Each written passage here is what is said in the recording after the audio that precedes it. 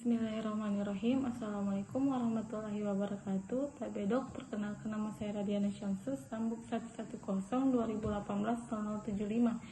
Di sini saya akan melakukan pemeriksaan, melakukan teknik wawancara, anamnesis psikiatri, dan juga melakukan pemeriksaan status mental. Nah, jadi untuk pemeriksaan status mental ini ada beberapa poin yang akan kita tanyakan, dan juga sudah ada yang terjawab pada anamnesis psikiatri nanti. Assalamualaikum Ibu, perkenalkan saya Dr. Radiana yang bertugas di Poli ini. Ibu silakan duduk. Oke, kesini sendiri? Ya dok. Oke, tadi menunggu lagi? Lagi dok. Oke. Jadi kalau boleh tahu Dek, siapa nama tak? Ani dok. Oke, Ibu Adik Ani ya. Jadi Adik Ani, di sini saya nanti akan mengajukan beberapa pertanyaan. Jadi saya mohon Adik kerjasamanya, kejujurannya dalam menjawab pertanyaan yang saya berikan ya Dek ya. Ya, Oke. Adik Ani bersedia Ji? Bersedia dok. Oke. Adik Ani ini umurnya berapa? 20 tahun. 20 tahun Di. Oke, Adik Ani tinggal di mana? Di Belopa. Mahasiswa Dek ya? Iya. Oke. Jadi Adik Ani apa keluhan Teh ini? Ini dok, akhir-akhir ini selalu kak merasa sedih, terus kecewa, sering kedua melamun dok. Oke. Kalau boleh tahu Adik sejak kapan kira rasakan ini keluhan tak seperti ini? Sekitar 2 bulan yang lalu dok. 2 bulan yang lalu ya? Oke. Kalau boleh tahu apa yang bagaimana kenapa Ki bisa cemas? Sudah kak bertengkar hebat sama sahabatku dok, sahabat baikku. Boleh ceritakan bagaimana mulanya? Sudah kak waktu bertengkar kak dok, kayak ku marah-marahi, terus tidak sengaja kak tampar dok, tapi terus kita minta maaf. Sudah itu lari dok keluar, sudah itu ditabrak motor, tidak lama dok meninggal. Oke, begitu ya Dek ya. Oke, jadi ini nih alasan tak kenapa Ki selalu akhir-akhir ini melamun, selalu Ki merasa kecewa karena ini ya Dek ya. Iya dok, takut kedua aku rasa dok, karena selalu muncul di pikiranku. Oke, kalau boleh tahu Dek seberapa sering muncul itu di pikiran tak? Biasa mungkin 3 kali seminggu dok. Cukup tambah parah Di. Iya dok, lumayan kalau kambuh lagi. Oke, jadi ini ada ini ngeganggu ke aktivitas tak ini keluhan tak? Tidak sih dok. Tidak Ji. Iya. Oke. Boleh saya tahu pernah Ki dengar suatu bisik-bisikan nggak yang kayak nasuruh Ki siksa diri tak sendiri, bahkan sampai nasuruh Ki bunuh diri, enggak Ji? Tidak sih dok. Oke, enggak Ji ya.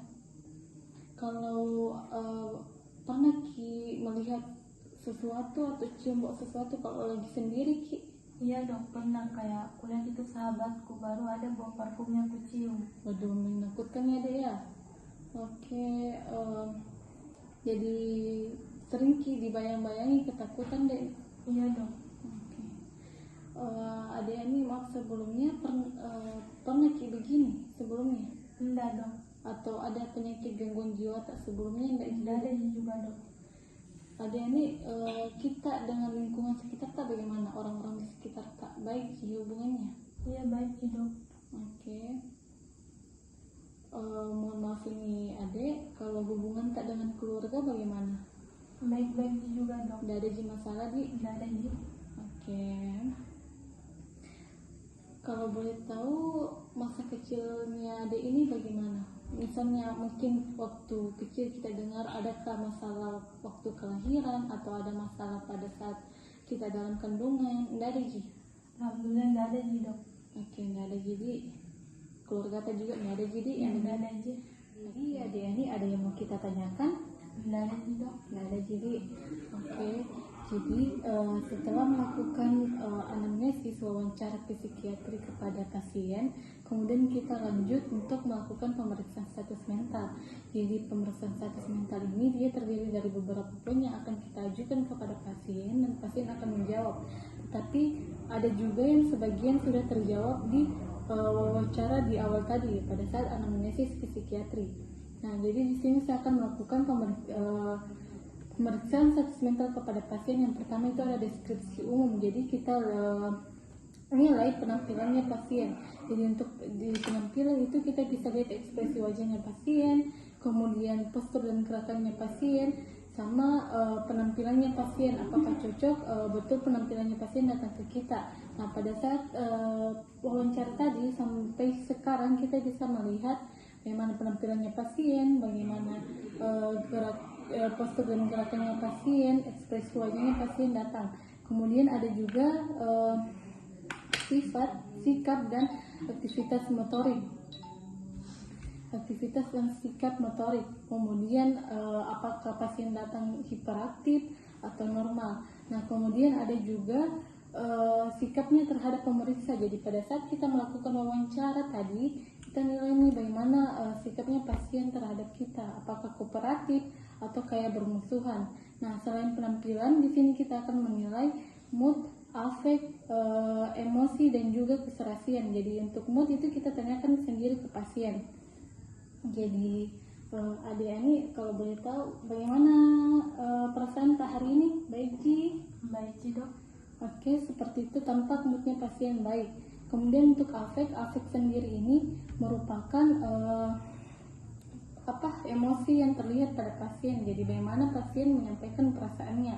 Nah, tampak pada saat wawancara tadi, tampak pasien benar-benar pasien mengeluarkannya dengan baik. Nah, kemudian untuk keserasian ini berkaitan dengan mood dan afek dari pasien. Kemudian ada emosi atau empati. Nah, setelah itu kemudian kita nilai lagi bicara. Jadi untuk bicara ini bagaimana pengucapan, bagaimana kuantitas sama ketetapan kata bicaranya pasien, bagaimana volume suaranya, nadanya bagaimana, apakah tepat cara bicaranya, itu kita nilai tadi juga pada saat wawancara. Nah, kemudian untuk bicara, kemudian ada yang poin keempat itu ada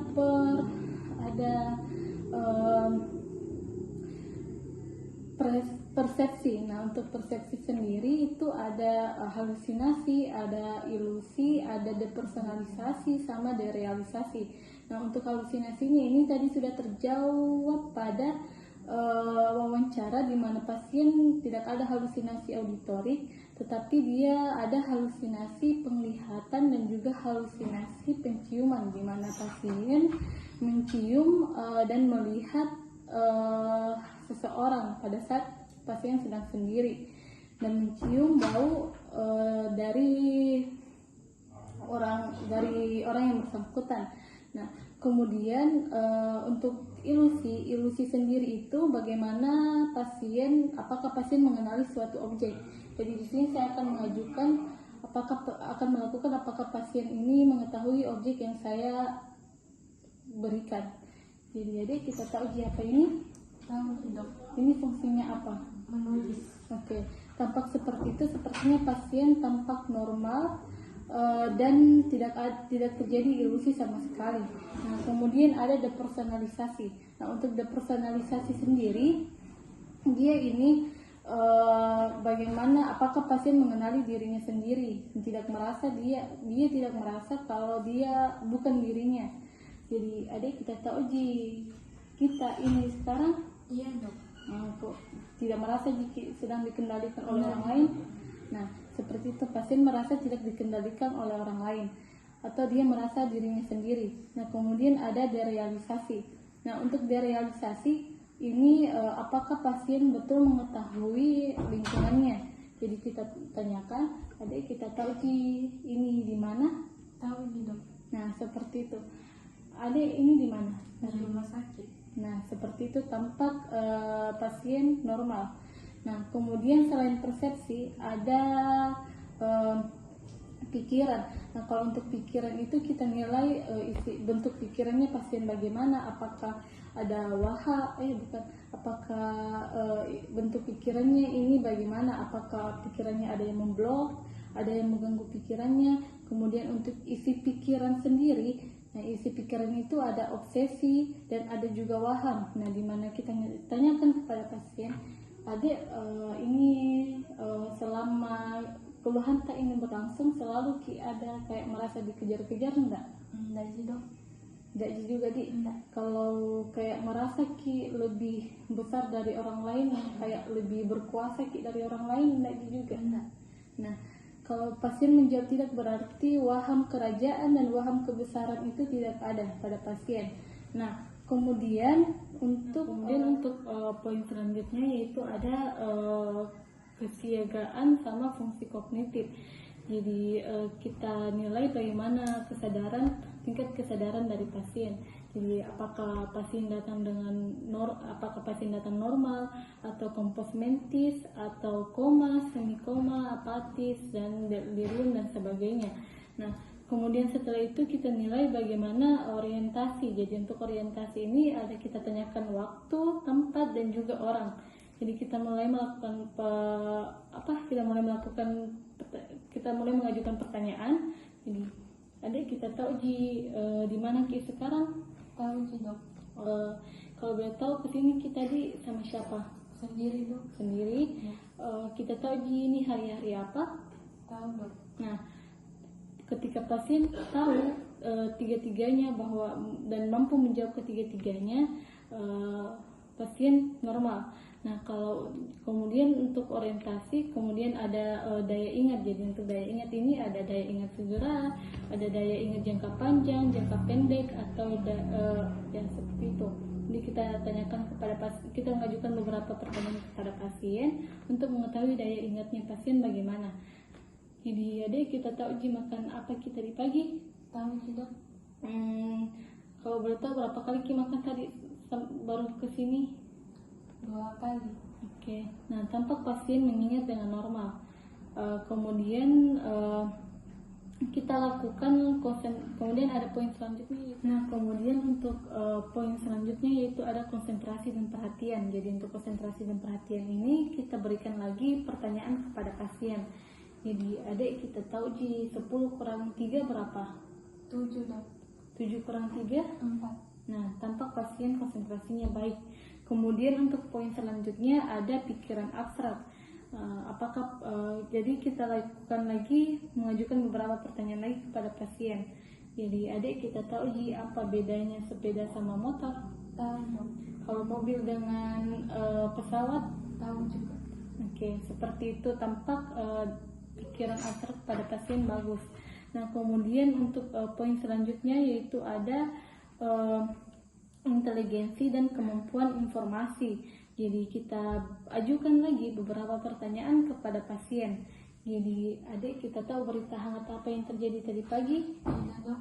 Atau mungkin kita nonton berita tadi pagi enggak? Enggak juga. Oke, tampak pasien menjawab seperti itu.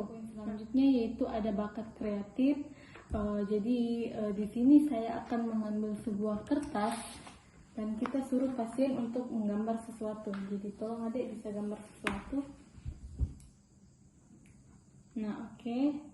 Sudah tampak pasien menggambar dengan baik. Jadi itu bakat kreatif. Nah, kalau untuk kemudian untuk poin selanjutnya yaitu ada usaha untuk menolong diri sendiri. Jadi kita berikan sebuah kasus kepada pasien. Jadi adik, misalkan kalau kita sedang jalan-jalan kita sedang jalan menuju ke supermarket, kemudian ada orang yang halang apa yang kita lakukan? Lari dok. Nah, tampak pasien menjawab seperti itu. Kemudian untuk setelah menolong diri sendiri, kemudian ada impuls. Nah, untuk impuls sendiri kita bisa menilai pada saat melakukan wawancara di awal tadi, bagaimana impulsnya pasien, apakah agresif, apakah baik atau tidak. Jadi kemudian setelah itu untuk poin selanjutnya itu ada daya nilai sosial. Jadi ada daya nilai. Nah, ada daya nilai sosial, realitas sama uji daya nilai. Nah, jadi kita berikan lagi pertanyaan kepada pasien untuk menilai daya nilai ini. Nah, jadi adik misalnya kalau adik kesusahan atau sulit buat PR, sulit buat tugas sendiri, apakah adik akan meminta pertolongan? Iya dok. Nah, tampak daya nilai sosialnya pasien baik. Kemudian untuk daya nilai realita, misalkan jadi ini adik, misalkan kita temukan dompet di jalan, kemudian tergeletak di KTP-nya. Apakah adik mengembalikannya atau adik meninggalkannya? Meninggalkan, Dok. Nah, seperti itu. Nah, kemudian untuk poin selanjutnya ada tilikan. Jadi untuk tilikan ini kita ajukan lagi beberapa pertanyaan kepada pasien.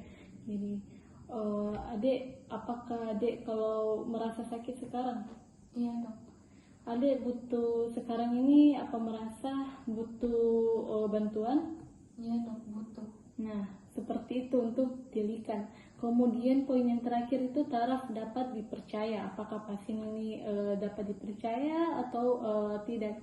Jadi kita berikan kasus lagi. Jadi adik misalkan kita sedang jalan-jalan, kemudian adik menemukan uang di jalan. Apa yang adik lakukan dengan uang itu? Tinggalkan, Dok. Nah, seperti itu untuk taraf dapat dipercaya. Nah, setelah melakukan pemeriksaan status mental kepada pasien, kita ucapkan kita tarik kesimpulan. Jadi adik di sini setelah melakukan tanya jawab dengan adik, nah di sini saya akan melakukan beberapa periksaan lanjutan nanti lagi. Jadi akan saya berikan obat untuk menangani rasa cemas dan rasa takutnya adik ini. Jadi mungkin adik bisa datang kontrol lagi apabila adik merasakan sesuatu yang mengganjal ya adik ya. Oke. Jadi adik terima kasih atas kerjasamanya. Semoga adik sehat selalu.